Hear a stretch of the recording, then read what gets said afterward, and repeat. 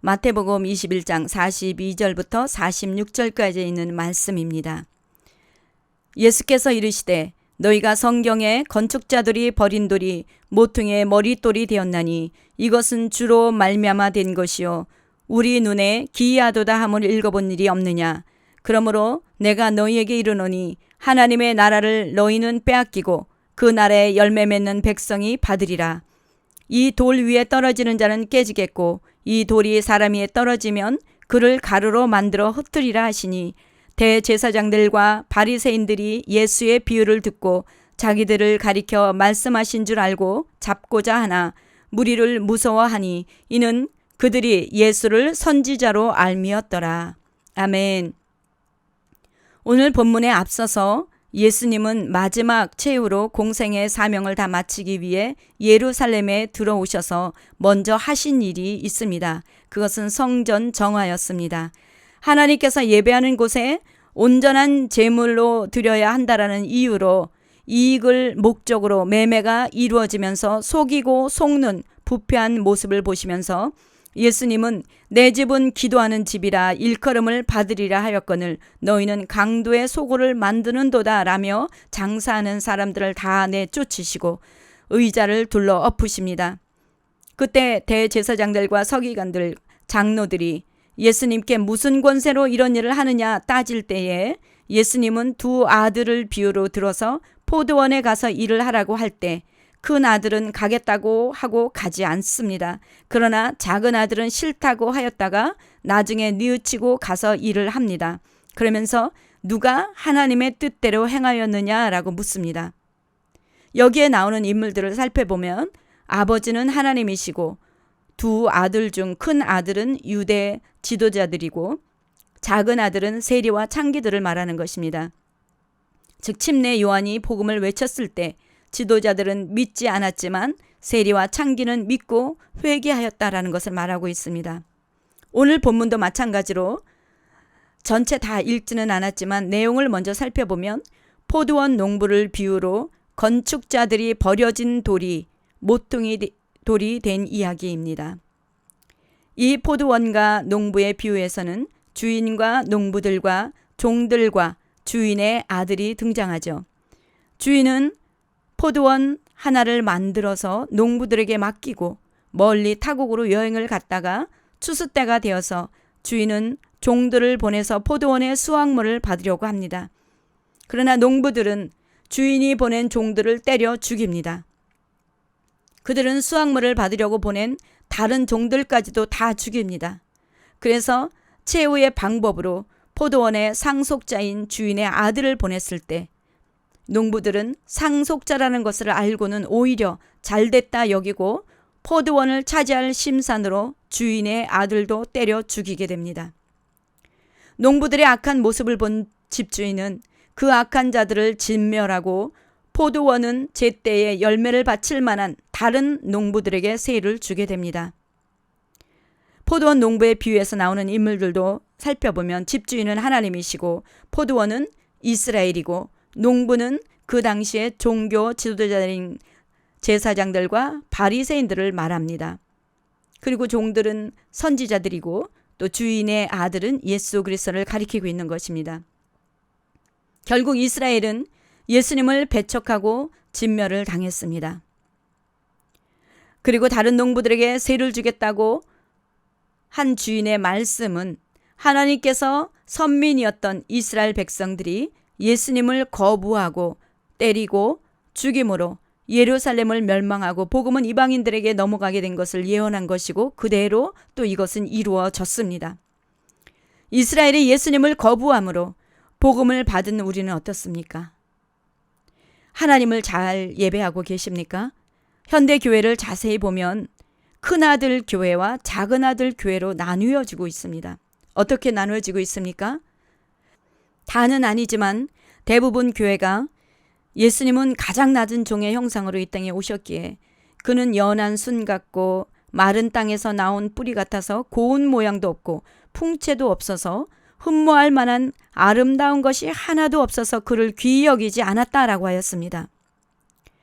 작은 아들 교회는 정결하게 오직 예수님만 의지하며 작지만 고운 모양도 없고 풍채도 없고 흠모할 만한 아름다운 것이 없는 그런 작은 자들을 찾습니다. 그런데 큰아들 교회는 예수를 믿고 하나님을 섬긴다고 하지만 모양도 좋고 풍채도 좋고 모든 사람들이 흠모할 만한 아름다운 그러한 예수를 추구합니다. 즉 하나님의 뜻대로 행하지 않았다라는 것입니다. 결국 하나님의 이름으로 세워진 교회의 지도자들의 타락이라고 볼 수가 있습니다. 그러나 이것은 지도자뿐 아니라 우리는 모두가 다 왕같은 제사장이기에 어떤 특정 인물뿐 아니라 하나님의 백성들 모두를 지칭한다라고 볼 수가 있습니다. 우리는 정말 신령과 진정으로 하나님을 예배하고 있는가를 생각해 보아야 합니다. 지금 코로나 바이러스로 인해서 함께 예배하지 못하고 있습니다. 각자 집에서 영상으로 예배를 드리고 있습니다. 내 가족 외에 아무도 보는 사람이 없습니다.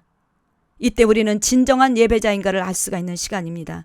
이때 진정으로 하나님을 사랑하고 있는가 자가 진단할 수 있는 시간이죠. 저도 날이 길어질수록 나의 신앙을 더 깊이 들여다보게 됩니다.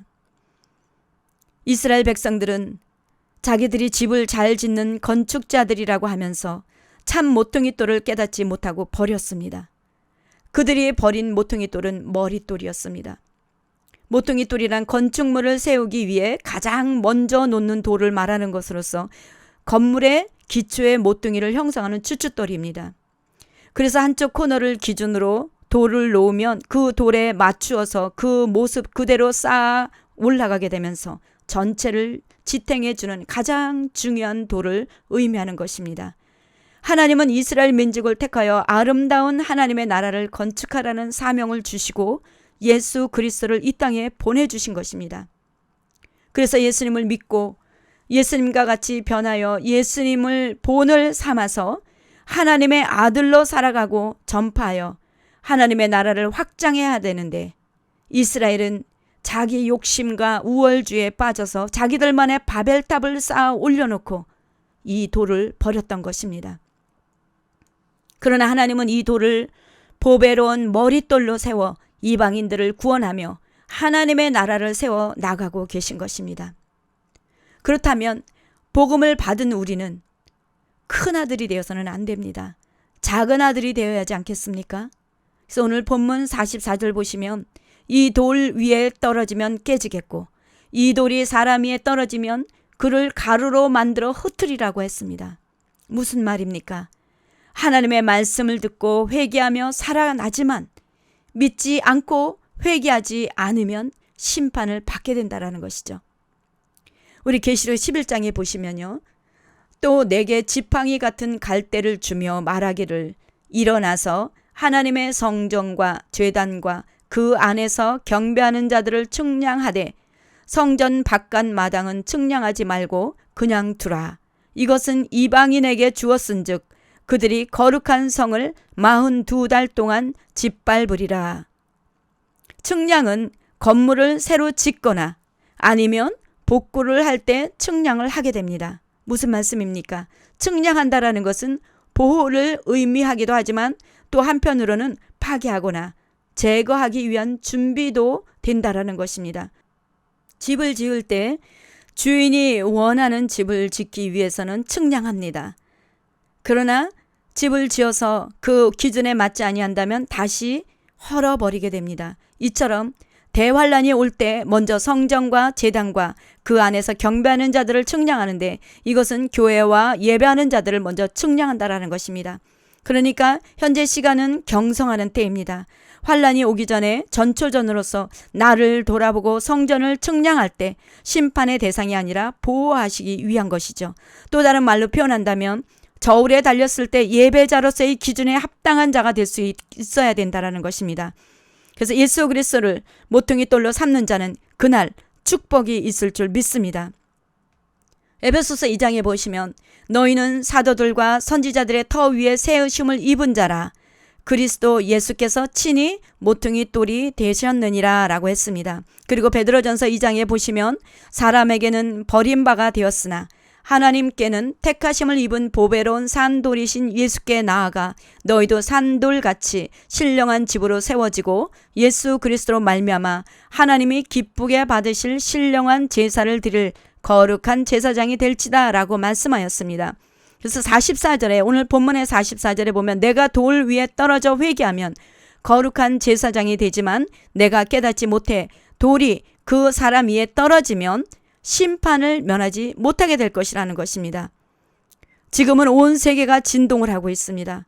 한쪽에는 헤아릴 수 없이 많은 인명피해를 낼 댐 붕괴에 대한 우려는 더 커지고 전쟁이 날 것이라는 소리는 높아지고 지진과 기근의 소식은 날로 높아지고 있지만 한쪽으로는 너무나 불안한 고요가 적막하게 흐르고 있습니다. 이때 알 수 없는 혼란이 있는 이 시간이 바로 성전을 측량하기에 앞서 정결케 하기 위한 기회이고 하나님이 기쁘시게 받으실 신령한 제사를 드릴 수 있는 거룩한 제사장으로 설 수 있는 기회인 줄 믿습니다. 성경에 기록되었으되 보라 내가 택한 보배로운 모퉁이 돌을 시온에 두노니 그를 믿는 자는 부끄러움을 당하지 아니하리라 라고 하였습니다. 사랑하는 성도 여러분, 여러분들의 모퉁이 돌은 예수 그리스도이십니까? 그렇다면 주 안에서 여러분들은 부끄러움을 당하지 않게 되실 줄 믿습니다. 하지만 아직 예수 그리스도가 나의 모퉁이 돌이 되지 않고 걸림돌이 된다면 그날 그때에 부끄러움을 당하게 될 것입니다. 오직 예수를 모퉁이 돌을 삼아 각자의 믿음의 집을 세워 나가시기 바랍니다. 그리고 예수를 모퉁이 돌을 삼으신 여러분들은 이제 아직 구원을 받지 못한 사람들에게 디딤돌로 다가가서 그들이 예수께 나올 수 있는 징검다리가 되시기를 바랍니다. 디딤돌이나 징검다리는 낮아져야만 가능한 것입니다. 이것은 예수님이 가신 길입니다. 어두운 이때 디딤돌이나 징검다리는 빛이 됩니다. 저와 여러분 빛이 되어 세상을 비치는 자가 되기를 축원합니다.